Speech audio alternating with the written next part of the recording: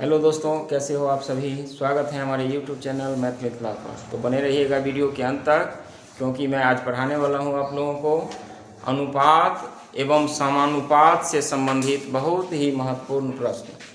तो शुरू करते हैं। पहला प्रश्न है, राम और श्याम के धन का अनुपात 3:4 है।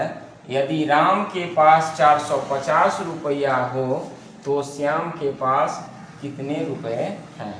देखिए, राम और श्याम के धन का अनुपात दिया हुआ है। कितना दिया हुआ है? 3:4 दिया हुआ है। अब देखिए, यदि राम के पास 450 रुपया है, यानी राम के जगह दे देंगे कितना? 450 रुपया। अनुपात श्याम बराबर कितना? 3:4। यहाँ ध्यान रखना है कि जब इस तरह का प्रश्न रहे तो बाहर वाले को बाहर वाले से गुना कर देना है और अंदर वाले को अंदर वाले से गुना कर देना है। तो क्या लिखेंगे? 3 गुने श्याम बराबर हो जाएगा 450 गुने 4, यानी 450 को 4 से गुना कर दिए और श्याम को 3 से गुना कर दिए। अब 3 से इसको काटिए तो 450 को, तो 150 मरतबे कट जाएगा। तो श्याम का जो हो जाएगा वो हो जाएगा 150 गुने 4। 150 को 4 से गुना करेंगे तो हो जाएगा 600, यानी इसका आंसर हो जाएगा 600। तो 600 ऑप्शन नंबर 4 में है, तो इसका आंसर हो जाएगा ऑप्शन नंबर 4। दूसरा प्रश्न है, राम और श्याम की मासिक आय 2:3 है। यदि राम की मासिक आय 350 रुपया हो तो श्याम की आय बताएं, यानी श्याम की मासिक आय बताइए। अब देखिए, राम और श्याम यानी राम और श्याम का अनुपात, तो राम अनुपात श्याम बराबर क्या दिया हुआ है? 2:3। तो ध्यान दीजिए यहाँ। और राम का जो मासिक आय है वो दिया हुआ है 350, तो राम के जगह दे देंगे 350 और अनुपात श्याम बराबर हो जाएगा 2:3। अब देखिए, फिर वही ट्रिक अप्लाई करेंगे। बाहर वाले को बाहर वाले से गुना करेंगे और अंदर वाले को अंदर वाले से गुना कर देंगे। तो क्या हो जाएगा? श्याम यानी S गुने 2 बराबर हो जाएगा 350 गुने 3। अब देखिए, 2 से भाग लगा सकते हैं 350 में, तो ये हो जाएगा 175। तो श्याम का जो मासिक आय हो जाएगा वो हो जाएगा 175 गुने 3। गुना कर दीजिए, 5 तिये 15, 7 तिये 21 और 1 22, 3 1 3 और 2 5, यानी 525 रुपया जो होगा वो श्याम का मासिक आय होगा। यानी ऑप्शन नंबर डी में 4 में दिया हुआ है 425, तो ऑप्शन नंबर 4 इसका क्या हो जाएगा? आंसर हो जाएगा। सॉरी, 525।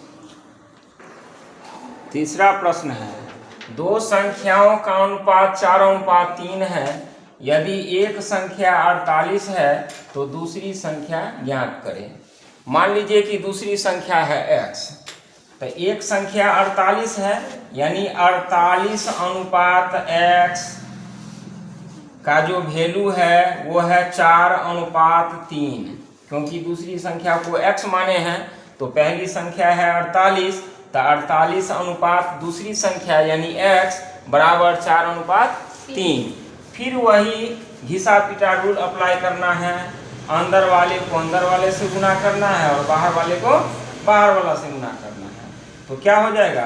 x गुने 4 बराबर 48 गुने 3। 4 से भाग लगाइए 48 में, 12 चौक 48, तो x बराबर 12 गुने 3, 12 तिये 36, यानी दूसरी संख्या को x माने थे, तो दूसरी संख्या कितना हो जाएगा? 36। तो 36 है पहला ऑप्शन में, तो ऑप्शन पहला इसका क्या हो जाएगा? आंसर हो जाएगा। अगला प्रश्न है प्रश्न संख्या 4। 15 गैलन मिश्रण में शहद और पानी का अनुपात 2:1 है। 5 गैलन और पानी मिलाने पर शहद और पानी का अनुपात क्या होगा? देखिए 15 गैलन कोई मिश्रण है जिसमें पानी और शहद का अनुपात दिया हुआ है, यानी शहद का है 2 अनुपात और पानी का कितना है 1 अनुपात। तो मान लीजिए अनुपातिक इकाई को x, अनुपातिक इकाई को क्या मान लेंगे x, तो 2x प्लस 1 अनुपात, तो उसको x ही लिखेंगे।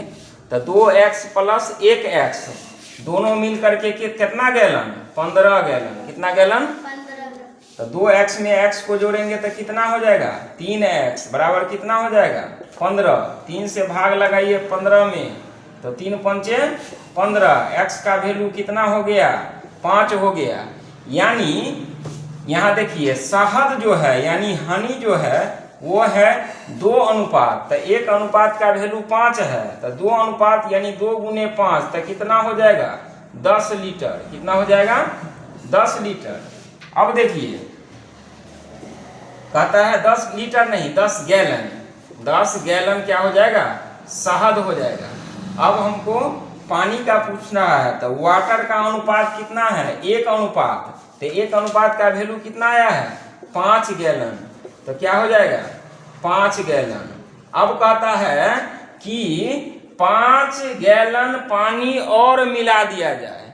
तो देखिए पहले से है 5 गैलन और 5 गैलन और मिलाएंगे तो 5 5 कितना हो जाएगा? 10 गैलन। तब उसका अनुपात पूछ रहा है शहद और पानी का। तो देखिए शहद का तो 10 होबे करेगा, क्या हो जाएगा? 10 और बट्टा देखिए 5 गैलन पानी और मिलाएंगे तो पहले से है 5 गैलन, अब 5 गैलन और मिलाएंगे तो कितना हो जाएगा? वो 10 गैलन। कितना हो जाएगा? 0 से 0 कट गया, तो 1/1, 1/1 का अनुपात होता है 1:1। क्या हो जाएगा? 1:1।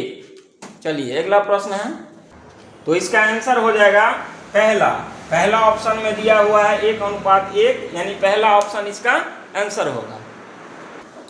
अगला प्रश्न है 5 नंबर,